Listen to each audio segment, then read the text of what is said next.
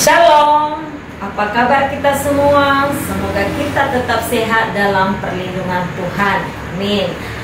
Pada saat ini kita akan merenungkan kebenaran firman Tuhan. Namun sebelumnya saya ajak kita berdoa, memohon pimpinan Roh Kudus. Mari kita berdoa. Bapa di surga, kami bersyukur untuk kasih setiamu dalam kehidupan kami. Terima kasih hari ini Engkau masih memberikan kepada kami nafas hidup dan segala berkat yang Tuhan sediakan bagi kami. Tuhan, pada saat ini kami mau merenungkan satu bagian kebenaran firman Tuhan. Tolong kami, ya Allah Roh Kudus, berikan pemahaman pengertian sehingga firman-Mu menyatakan kebenaran-Mu dan kami semakin sungguh-sungguh mengerti akan Engkau dan kami sungguh-sungguh semakin mengasihi Tuhan dalam hidup kami. Terpujilah Engkau Tuhan Allah Bapa kami, dalam nama Tuhan Yesus kami berdoa. Amin. Nah, saat ini kita akan merenungkan kebenaran firman Tuhan. Mari kita membaca Kitab Amsal pasalnya yang ke-1 ayat yang ke-7. Demikian bunyinya, takut akan Tuhan adalah permulaan pengetahuan, tetapi orang bodoh menghina hikmat dan didikan. Apakah Anda tahu apakah itu pengetahuan? Menurut Wikipedia, pengetahuan adalah informasi yang telah diproses dan diorganisasikan untuk memperoleh pemahaman, pembelajaran, dan pengalaman yang terakumulasi sehingga bisa diaplikasikan dan merefleksikan dalam tindakan atau pengalaman kehidupan dengan nilai yang tinggi.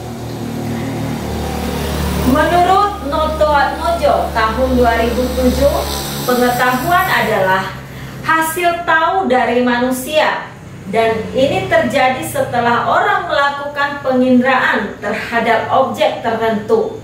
Penginderaan terjadi melalui panca indera manusia, yakni penglihatan, pendengaran, penciuman, rasa, dan raga. Sebagian besar pengetahuan manusia diperoleh melalui mata dan telinga. Pengetahuan itu sendiri banyak dipengaruhi oleh beberapa faktor yang dapat diperoleh dari pendidikan formal ataupun non-formal. Tetapi perlu ditekankan, bukan seseorang yang berpendidikan rendah mutlak pengetahuannya rendah pula. Karena pendidikan tidak mutlak diperoleh di pendidikan formal, akan tetapi pendidikan non-formal juga diperoleh. Pengetahuan seseorang tentang suatu objek mengandung dua aspek, yaitu aspek positif dan aspek negatif. Kedua aspek inilah yang akhirnya akan menentukan sikap seseorang terhadap objek yang diketahui, maka menumbuhkan sikap yang makin positif terhadap objek tersebut. Nah, dari pengertian tersebut di atas dapat kita simpulkan bahwa pengetahuan bukan semata-mata berbicara tentang IQ, tetapi citra diri atau gambar diri seseorang berdasarkan nilai-nilai pengetahuan yang dimilikinya. Di zaman yang semakin modern ini, rasanya sebuah pendidikan adalah kewajiban jika kita ingin hidup dengan baik dan tidak tertinggal dengan perkembangan zaman yang ada. Dalam kitab Amsal disebutkan bahwasanya takut akan Tuhan adalah permulaan pengetahuan. Mengapa?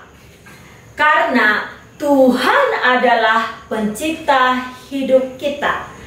Tuhan punya tujuan sebagai pencipta kita.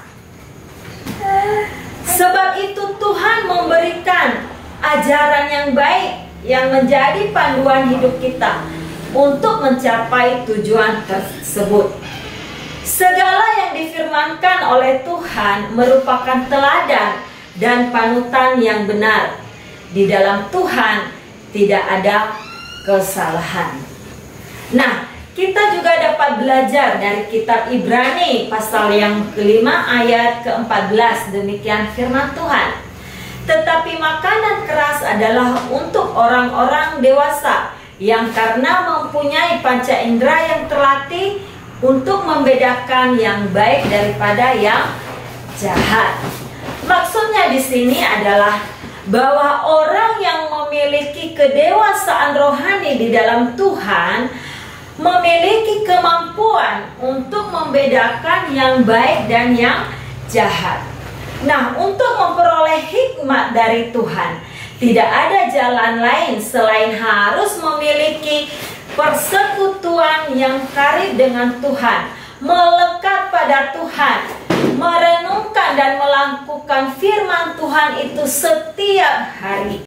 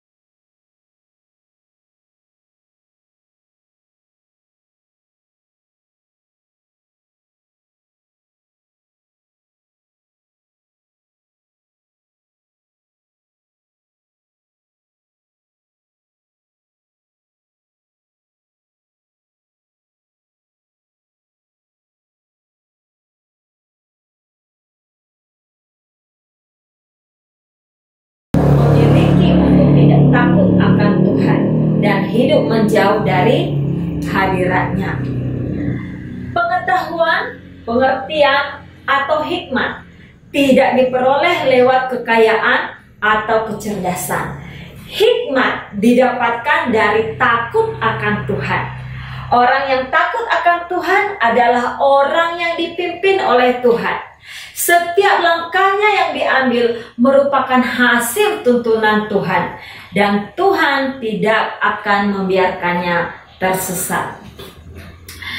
Orang yang bijak adalah orang yang tahu diri, menyadari keterbatasannya. Itu sebabnya ia bersedia menerima didikan yang baik dari Tuhan maupun sesamanya.